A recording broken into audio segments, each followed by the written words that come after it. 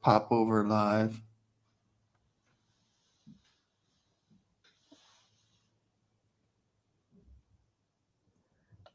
Okay, we're live on YouTube and we are now live on Instagram. All right. So, Hello, everyone. good Welcome morning, back. everyone. Hello. Hello. Well, it's either good Welcome, morning or good evening or good afternoon, depending on where you are. depending on which side Today, of the pond. Yep. yeah, which side of the pond, which side of the globe. Today we have Daria with us, and I'm going to let Eric give the introduction for Daria. Eric, it's up to you.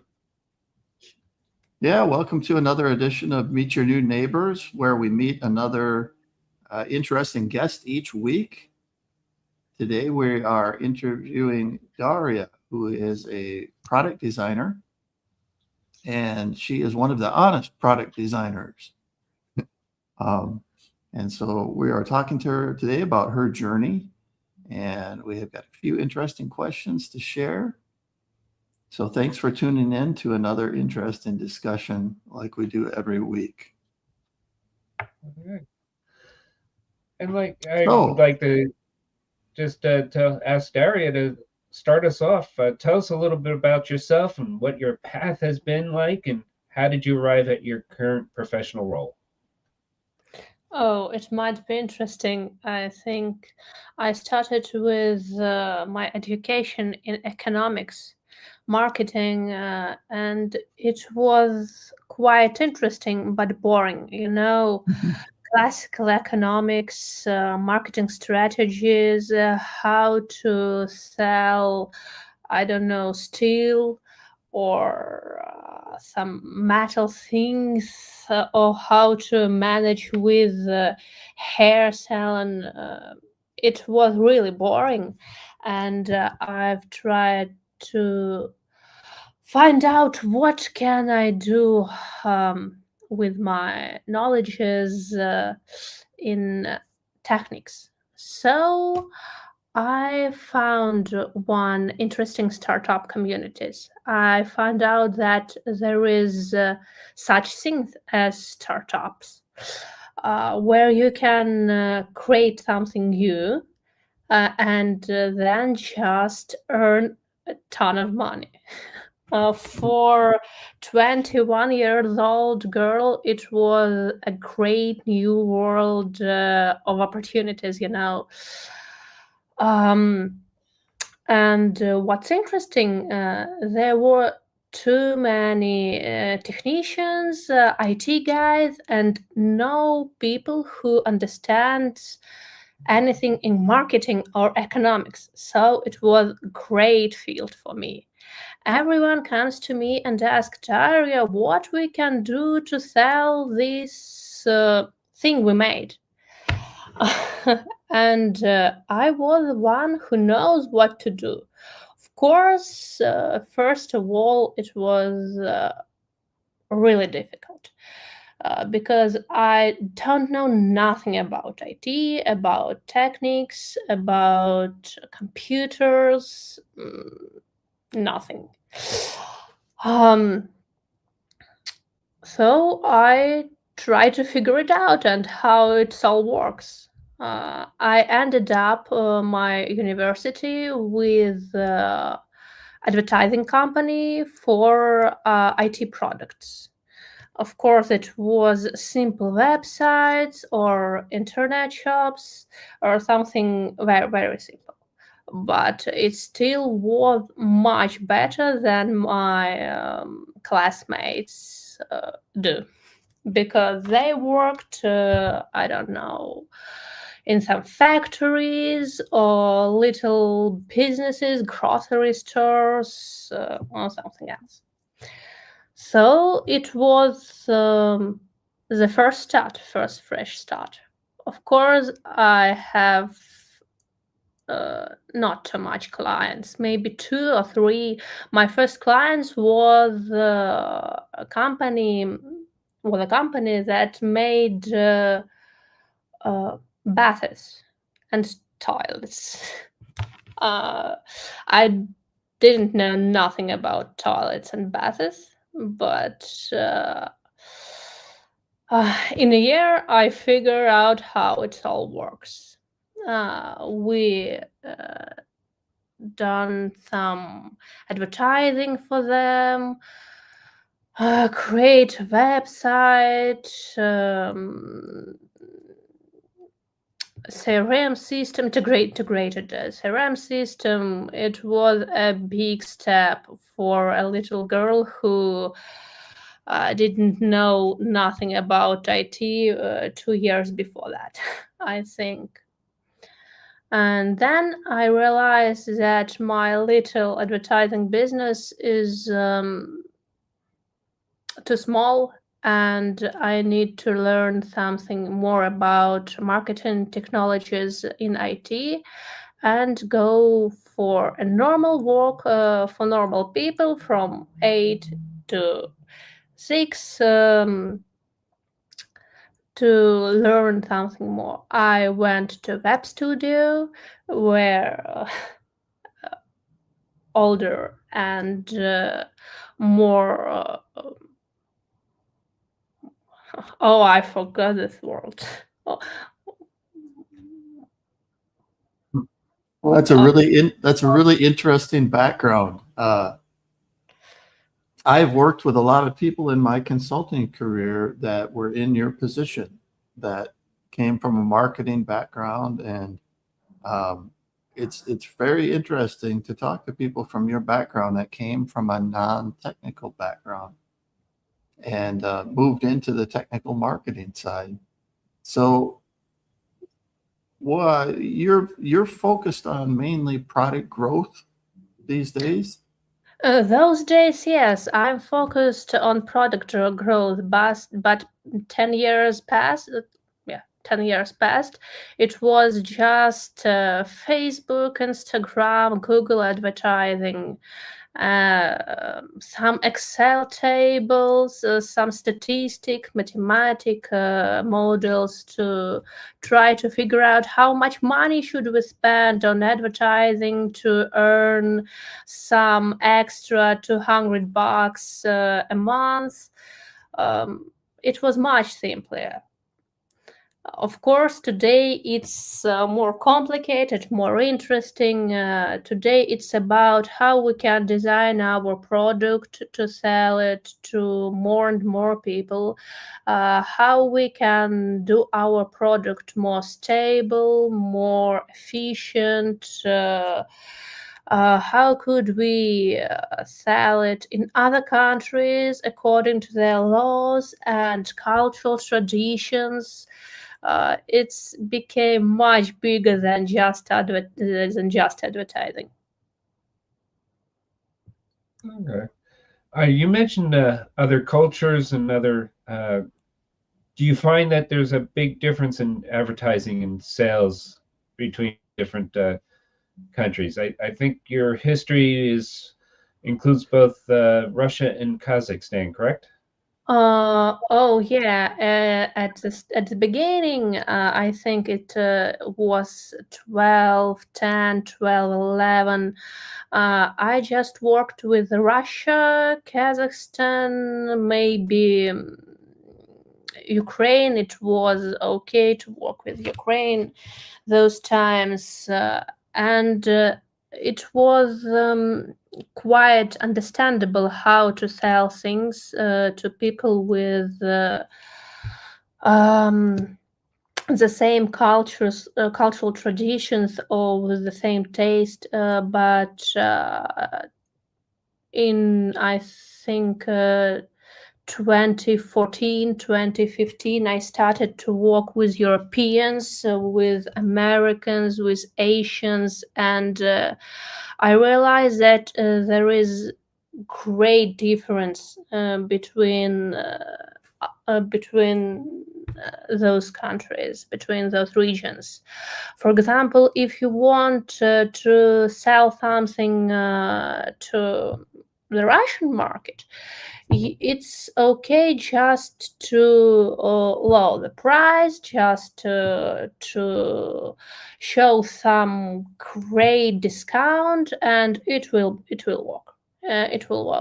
And it's not about quality of your product.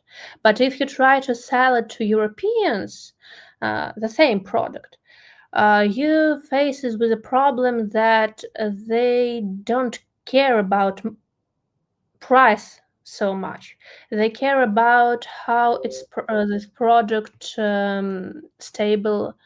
What about its quality? What about delivery? Um, so it was quite unusual for me. And then I start to uh, then I start to realize that product growth, it's more than just advertising. It's more than just I'll put more money for Facebook ads and it will work. No, it would not work like that. Um, Okay. All right. Uh, I was kind of curious. What did you find about the American market? Oh, about the American market, I find out that they don't use to our advertising. American market is about hype. It's about brand. It's about quality. And it's funny when I tried to put some memes on our advertising. It works extremely good. It works great. People share these memes between each other, even don't understand that it was just ads, and it Okay. worked. It All right. was very unusual. I was shocked. All right. So I find it interesting as a technology professional. I've seen the evolution of the whole advertising and marketing ecosystem, particularly on mobile. One thing that impressed me about your CV is that you've taken extreme caution to market your products honestly. So how do you avoid some of the dark marketing patterns? Oh, to be honest, I can't avoid it 100%. I had clients with some, of course, not illegal, but some gray zone. Maybe binary options and forex market. Uh, it was legal. Of course, it was legal. Company had a license for that kind of. Okay, I forgot this word again. Um, for this kind of really. Application? Yeah, okay, let's put it so for this kind of application, but all standard advertising wouldn't work at all. Hmm. Advertising that works was if you have credit, you can came to our platform, you can play forex and earn money to pay your credits. It's not illegal, but it's not quite ethically. But it was hard times, and we tried to earn money any way we can. So what was the most interesting? You mentioned your first project was you sold a web project, I think you mentioned.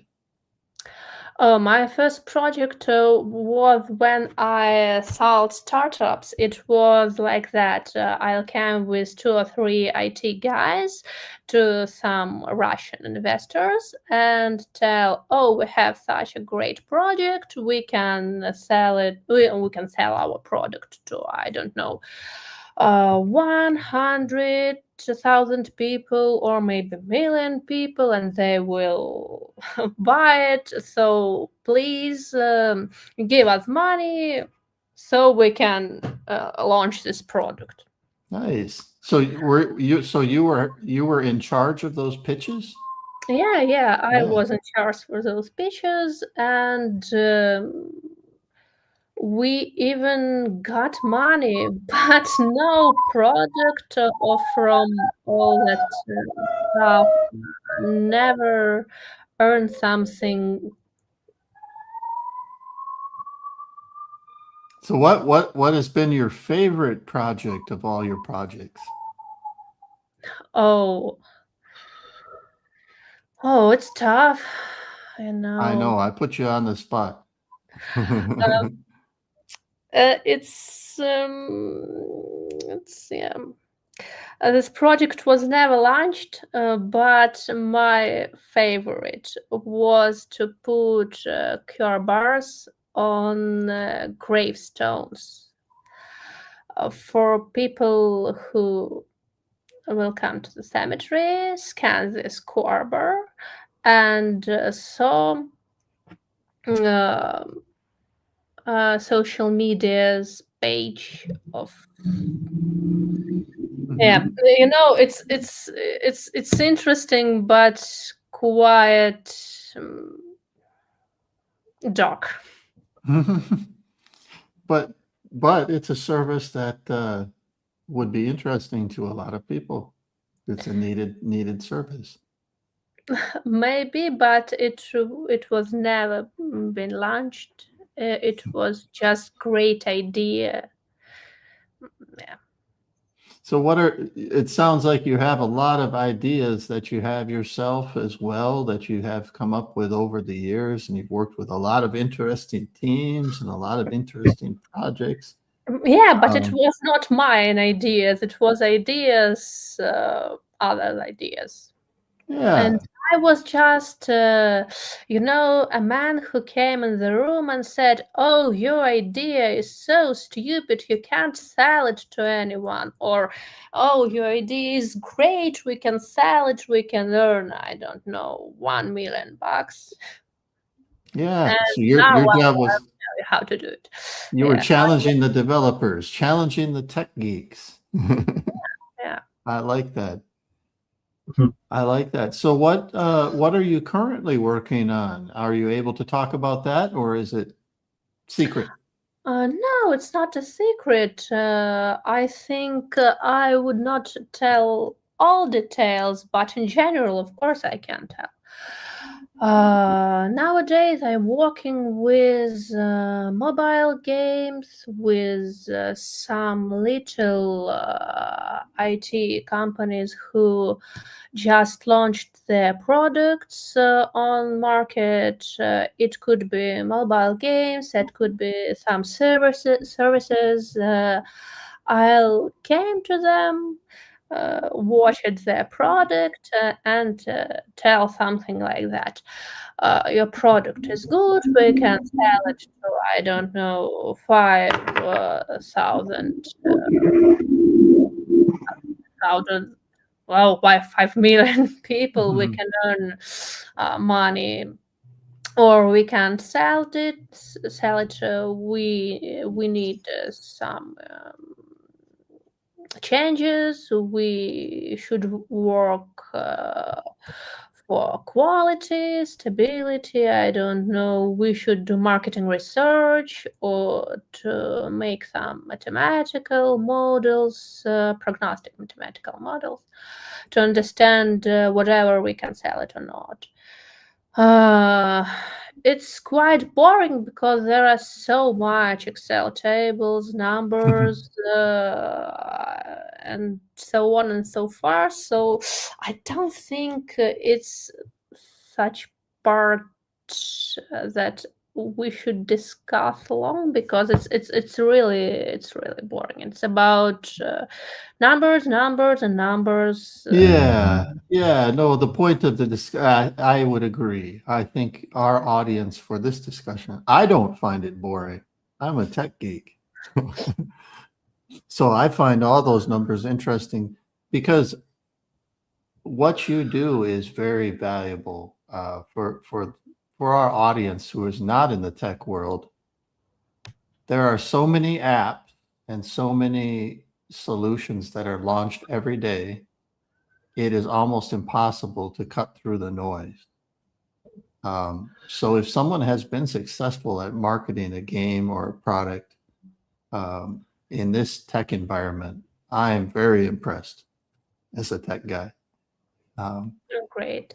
But yeah, we don't need to go into the numbers, but I understand what you're doing and running the numbers, trying to find the audiences. I'm impressed with your multicultural discipline, being able to market across cultures. That is a difficult thing to do. I think one of the things that I have always been trained on or whatever is like, okay, tell me who you are and what problem do you fix? And, I run into a lot of these things, just as Eric said. I don't necessarily see you as somebody who is offering a solution, but looking for a problem, and sometimes you have these solutions that are out there looking for problems, and maybe the problems don't exist, or it just doesn't match.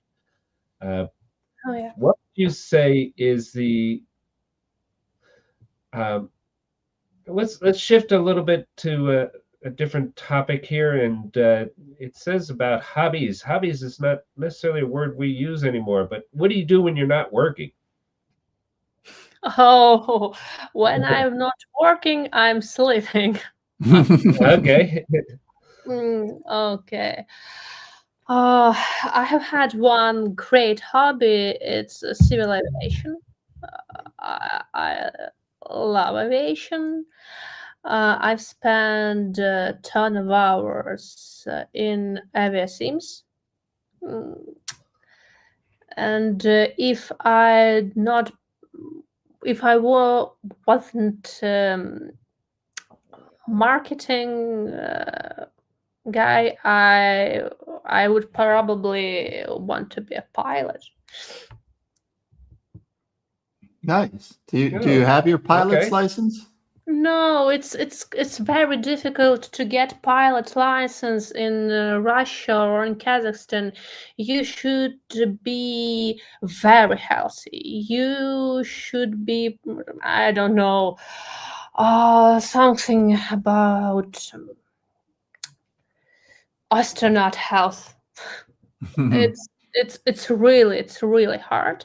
So in Europe and in US, it's much easier to have a license. Oh, and we have no little planes there. It's You have you can't go rent a Cessna 172. You can, but there are, I don't know, maybe 10, 12, 15 Cessnas in a city like St. Petersburg. Oh wow! Oh, it's and it's probably quite expensive as well to take flying lessons. Yeah, but there are no private schools for pilots in Russia or Kazakhstan. You can't be a private pilot at all. The only option is the army, huh? Army or Pilots University. It's a state university of civil aviation, and it's extremely hard to graduate it. Well, that would be an interesting reason for you to join us in the United States. Yeah, it's one of my option in United States. All right. We do have a question from the audience. Does your marketing approach work for any country? Oh, I think not for any. For example, in China or in Japan, it was totally disaster when we tried to launch our products there because they have absolutely different instruments for those goals, and they have I know everything is different. It's hard to explain because absolutely everything is different. Language, instruments, um, cultural references, traditions. It's quite challenging to launch product in Asia if you don't live in Asia for a long time. Yeah. Well, Okay. from what I've seen about the Chinese ecosystem too, is they like their phone apps are very, very busy. Yeah, It's yeah, things are flying all the time on the screen and emojis are coming up and things are going. yeah. I can't Well, see how they can run their games like that. So it's a different style of designing the game even for Asia, right? it's absolutely different. Their advertising is so annoying, and Hmm. I don't know. I have a headache while I watching it, and I can't create something such crazy that they do. Yeah, I've seen some screenshots. I watch a couple of shows that cover the tech industry in China. Literally, it's things flashing on the screen and 5 or 6 chats go in to get at one time, and I don't even know how they do that. But multilingual though is an interesting thing too. Now you are speaking English and Russian. Russian's your mother tongue. Yeah, What Russian other is my what other mother. languages have you dabbled in? Norwegian, little bit Norwegian. Oh, nice. I Okay. actually am 3 generations removed from Norwegian. My family Oh, great. immigrated from the Carmody area. So, were you studying in Norway? Do you have family there? No, it was my young years when I have a dream to move to Norway. Norway. Norway. Mhm. It's now it's called Norway. But I can't do that. So I just learned Norwegian and so I was going to say that my family was invaded by Norwegians, but I think every European descendant can say that. But uh, in addition to you mentioned the differences in European, North American, or American, and Asian. Have you had the opportunity to travel to any of those places? oh, I've traveled to Scandinavian countries, Norway, Finland, Denmark, what's Sweden, a little bit Europe when it was not so hard for Russian. Okay. Um, but no, I wasn't in America or Asia. Just Vietnam. I traveled to Vietnam. Okay. So of all those places, what was your favorite? Or do you have Mm, a favorite? Norway. Norway. Norway? Okay. Yeah. All right. Um, Norway, except for the winter time. Or maybe you're one of the people who likes winter. I like winter, all the snow, you can run and lay on it. Great. Yeah. okay. All right. Um, what plans or what hopes desires do you have for the future of your career? Oh, I hope to open my own, I third or fourth consult to work with people I've oh learned. No, okay, I forget and this word too. Okay. Sorry. That's okay. Um, Your English is 1,000 times better than my Russian.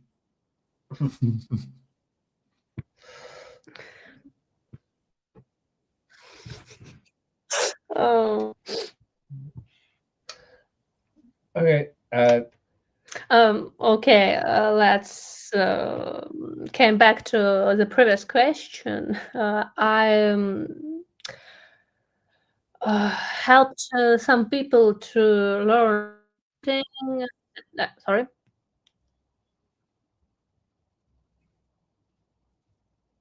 Something wrong? It did fade out there for a little bit. You're about to say something and then it cut you off. Yeah, we lost your connection Oh. for a minute. Oh, okay. Sorry. I was talking about my hope. Yes.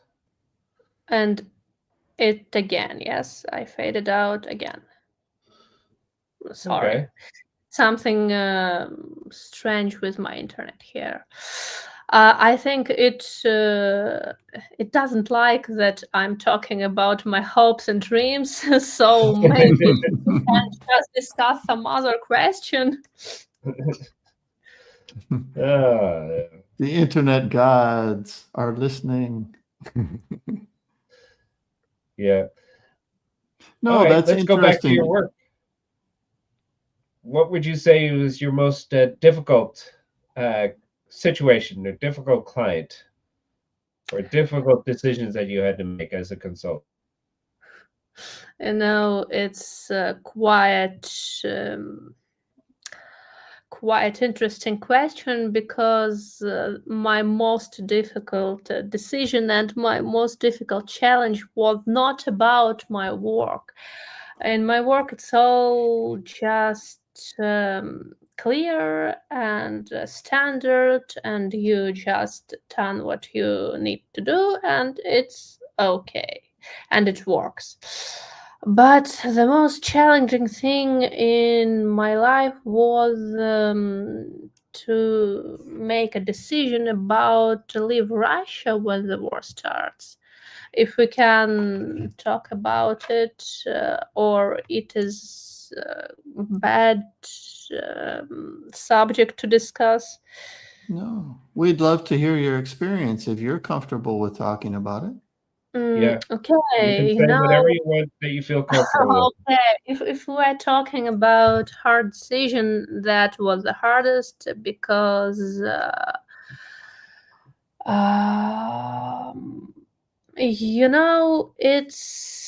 it was fully aligned with my moral principles, but still.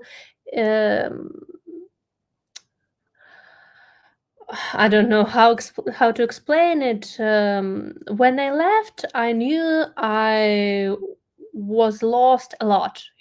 All social connections, all my businesses, all financial flows, stability, entire familiar way of life, that kind of stuff. And I was essentially heading into the unknown with a single suitcase with barely my computer and couple of t-shirts. And so I think it was the hardest decision to make. Okay. But if we're talking about strange decision at work. One day it was very curious situation. I've ended up my working day, set all my advertising companies to run because it was Friday evening. It would be great to run some more advertising. Just put one mark and go home. 40 minutes later, when I arrive and open my laptop, I understand that we lost $40,000 in 40 minutes. It was hard to explain how we made it. It's about Facebook. Facebook algorithms are not clear for users, for advertisers. You don't know how it works exactly, so you just push buttons, see what's going on, and then decides whatever you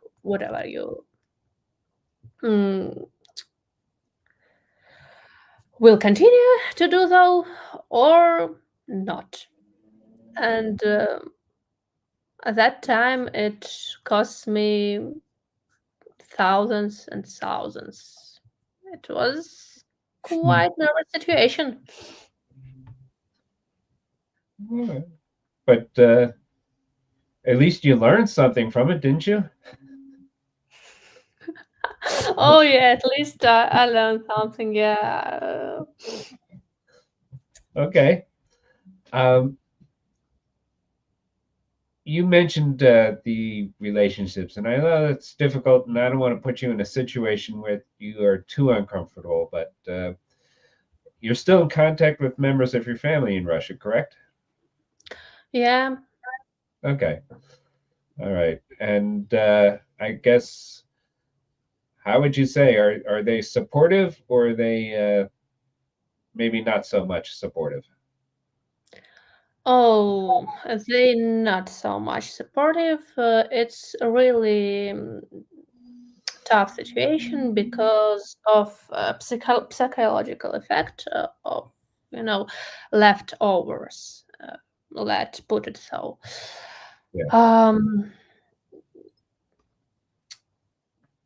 I try not to contact with them too much. Okay. Oh, here we have another question from our audience. How have you adopted in Kazakhstan? What was the most funniest and the most difficult in your adaptation? Have you met Borat?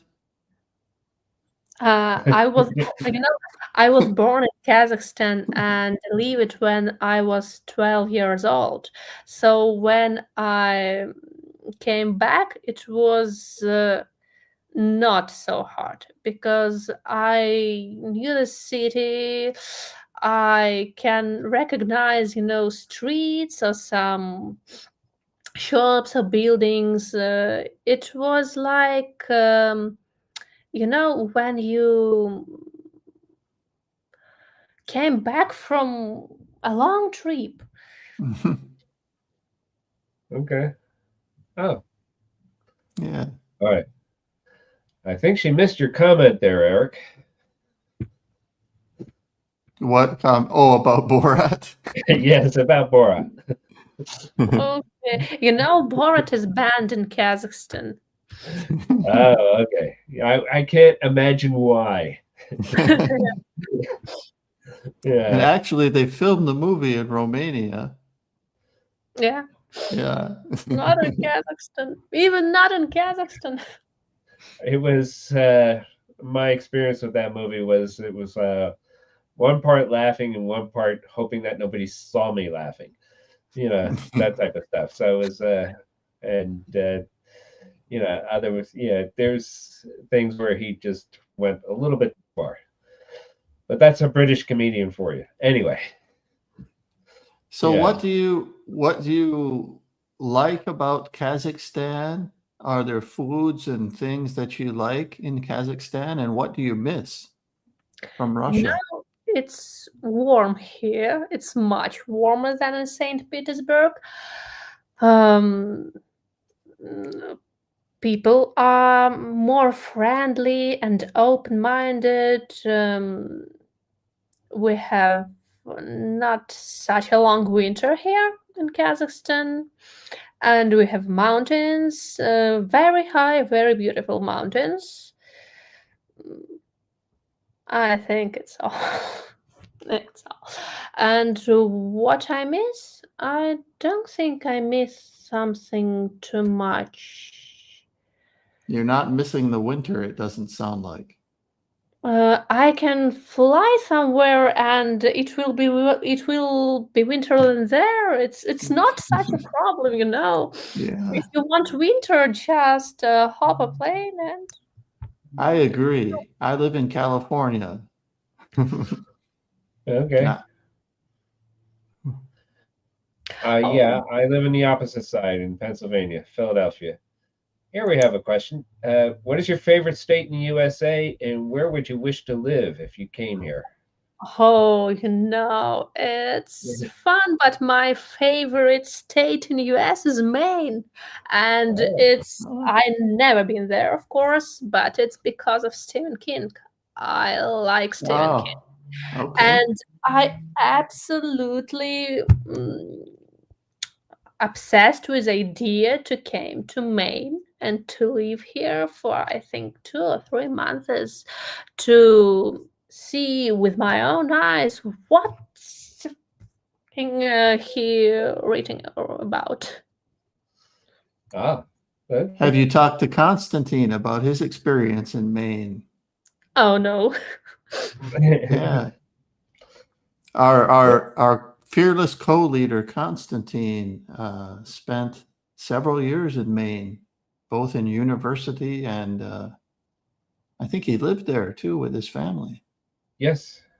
Yes. Yes. he did. Interesting. So what is your favorite Stephen King book? The Stand.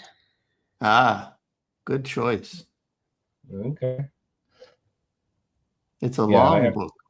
Yeah, it's the longest his book, and I like it most of all. All right. I have to get a copy of it and read it. I saw a couple of the movies, but I never read the book. Yeah, in the States they did a huge mini series of The Stand. I think it was like a 10-hour thing. Oh, all right. The book is better, much better. Of course, of course. The Stand and then the Gunslinger series are good. Oh, okay. Well, that's okay. And we have another question. Gosh, they're coming in. What is the music that you like? Oh, death metal. Oh, Nice. okay. All right. Wait, what is that? Have you been involved with any sound design or game design, or just on the marketing side? A little bit. Our sound designers in our project made quite good sounds for our mobile shooter, but it's, too ordinary for me. Okay. How difficult is it when you come in and I'm just trying to get a sense of your work. You do the consulting. You have these clients, and they want they just want to see their sales go up. How do you deal with that? How do you work with them? Okay, let's put it in some quite simple example. For Yes. example,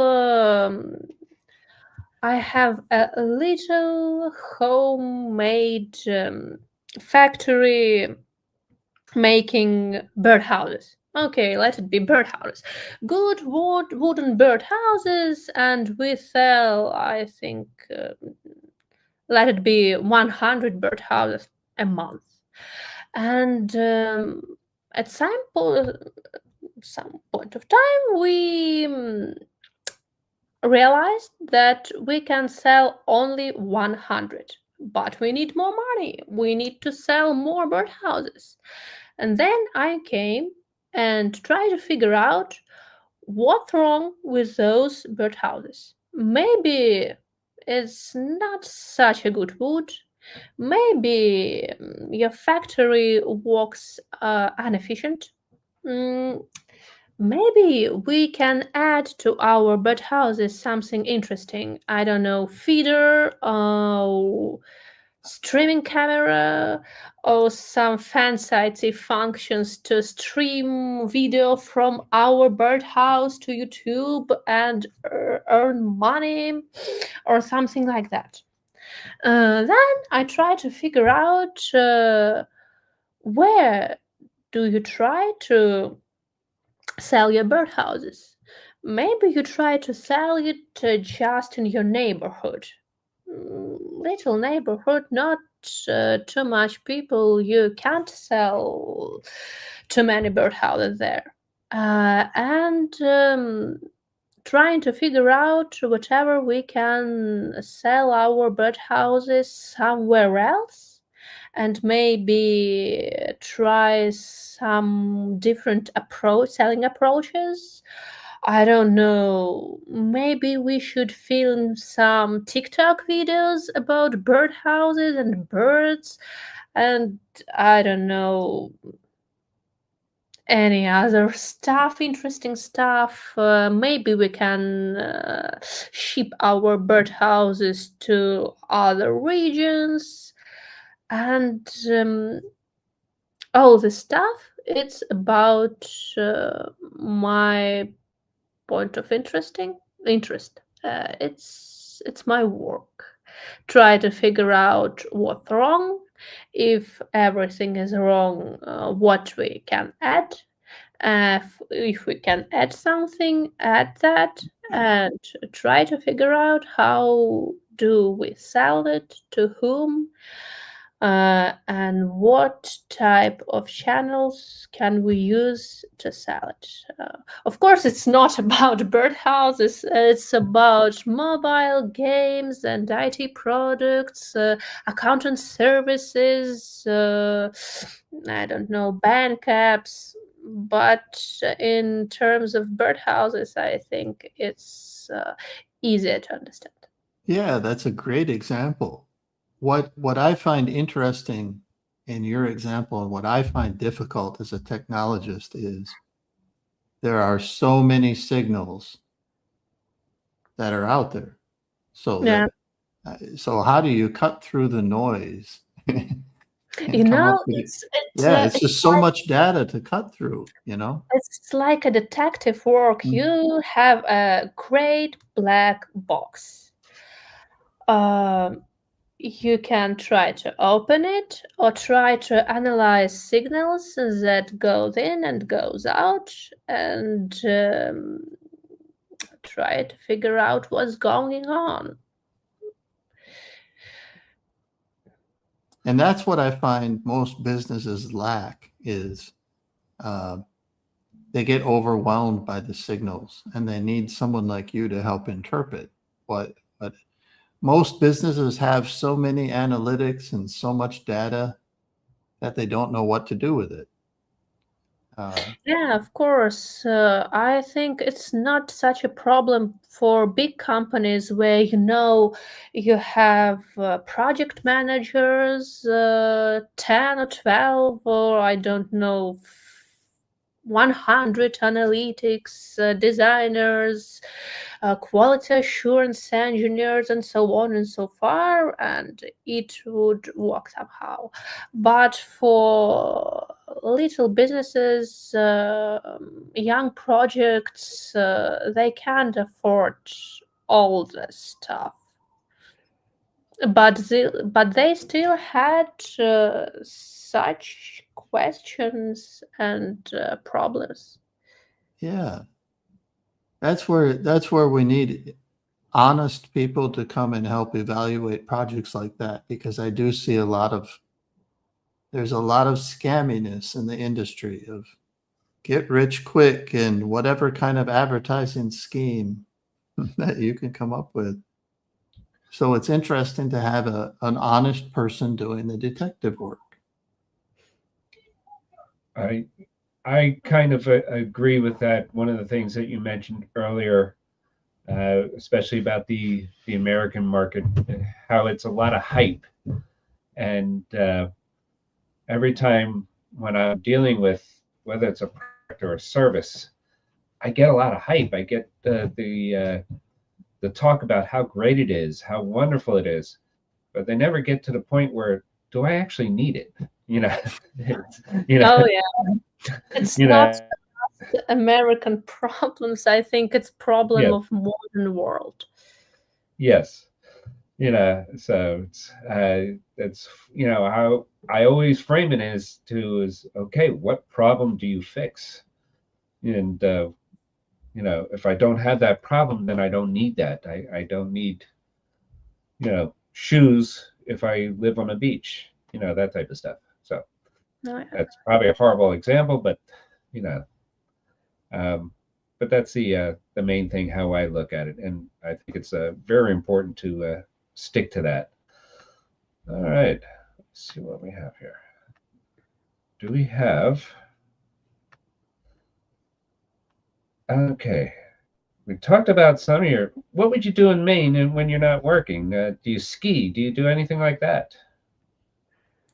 Oh no, I can't skiing. Okay. Absolutely. Mm, I'm All just running, doing some training, walking around. right. Nothing special. Yeah, I don't know the geography of Maine. I've never been up there, so I have to check that out. Uh, here in Pennsylvania, yeah, if you want to go to the mountains, it's a 2-hour drive. If you want to go to the shore, it's a 2-hour drive. So we have those type of things. Um, when you look at, I guess I was asked before, and let me just try to ask again in a more clear way. How do you deal with the difficult client? How do you deal with the person who doesn't have a product or service that is aligned with his market? How's that?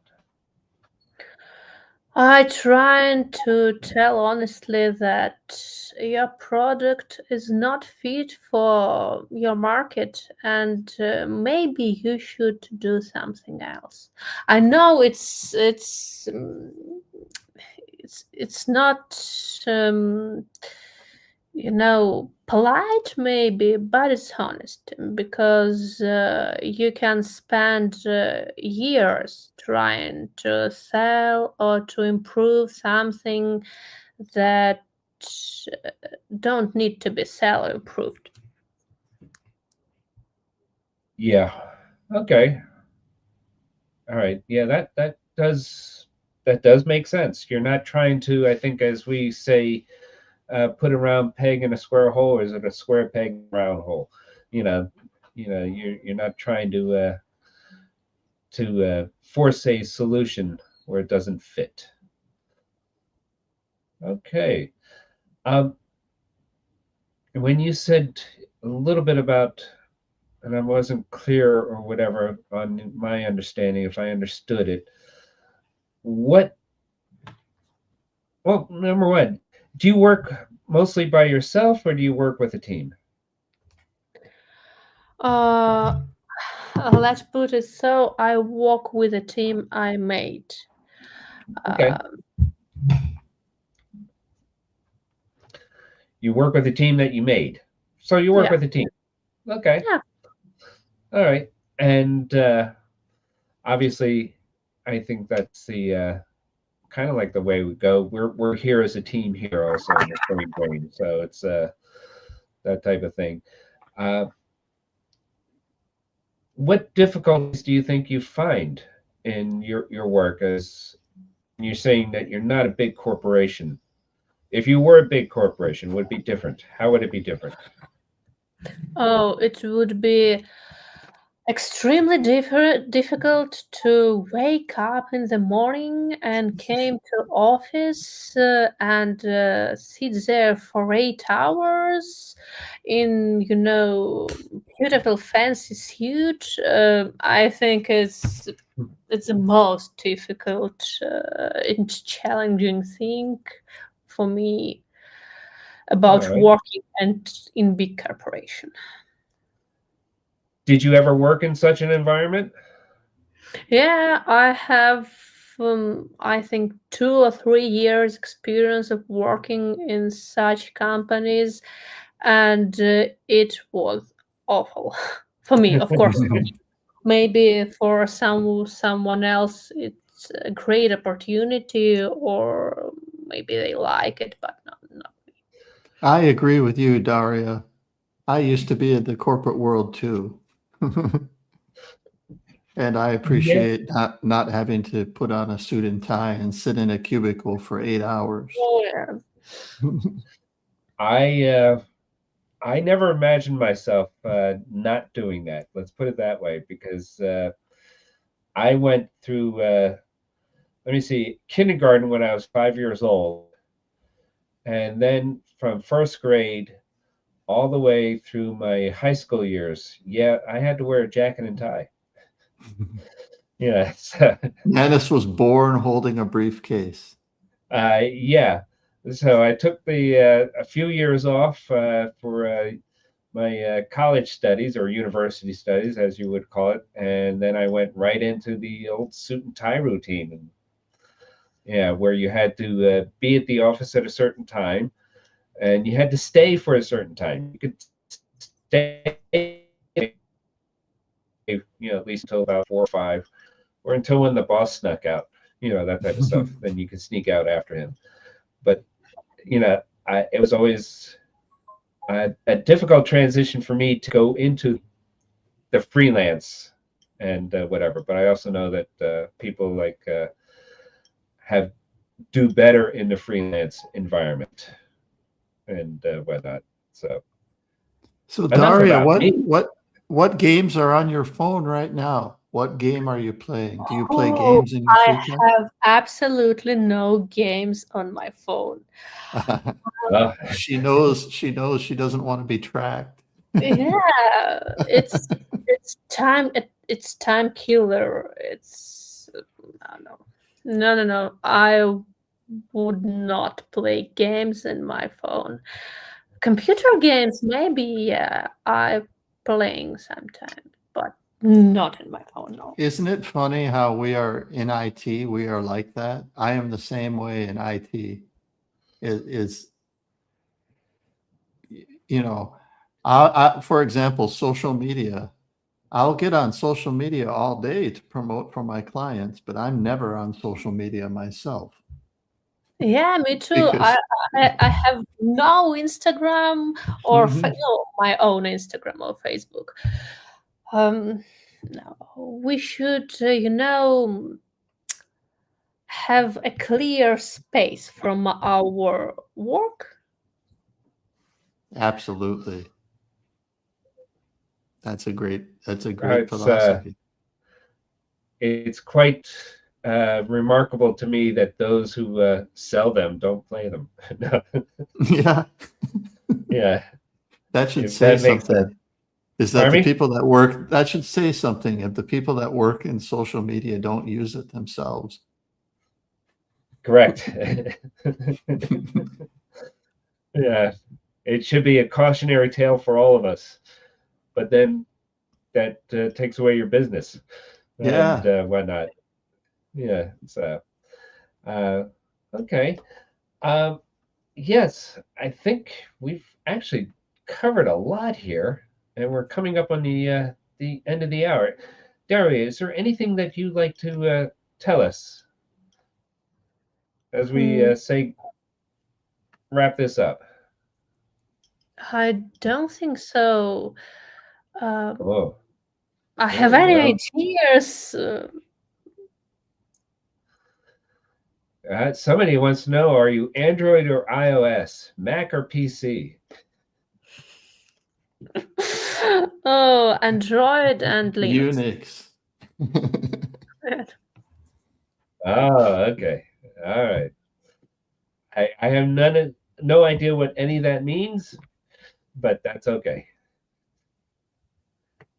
All right.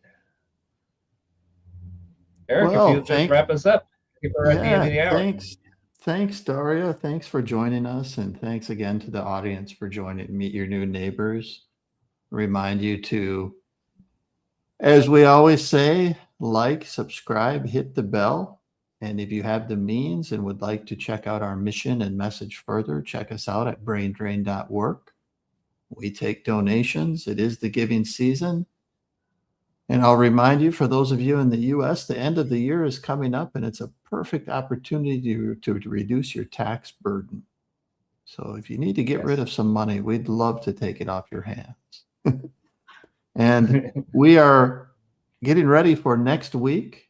We'd like everyone to join us next week. We are going to have our US version of our Christmas discussion. We had a cultural exchange for Thanksgiving and for Halloween, and we're going to continue the discussion and have a nice, fun little discussion for the holiday season, the Christmas season, to kick that off next week. So we invite you all to tune in next week, same time, same place, and thank you very much for your support. And I would say, think of it as your brain drain Christmas party. Absolutely. Yes. Absolutely. We'll see you all there. Mark your calendars. Bring a funny hat. Yes.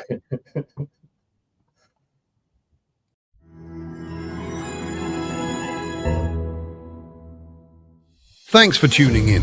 We hope you enjoyed this and maybe even learned something new. If you did, don't just vanish into the algorithm. Hit like, subscribe, and follow us on social. It's the easiest way to support our work and make sure you never miss what's next. Want to stay in the loop without relying on big tech's mood swings? Sign up for our monthly newsletter. And if you've got the means, donations of any size keep our programs running strong. As a 501c3, your gift is tax deductible where the law allows. Together, we can turn Brain Drain into America's next big breakthrough.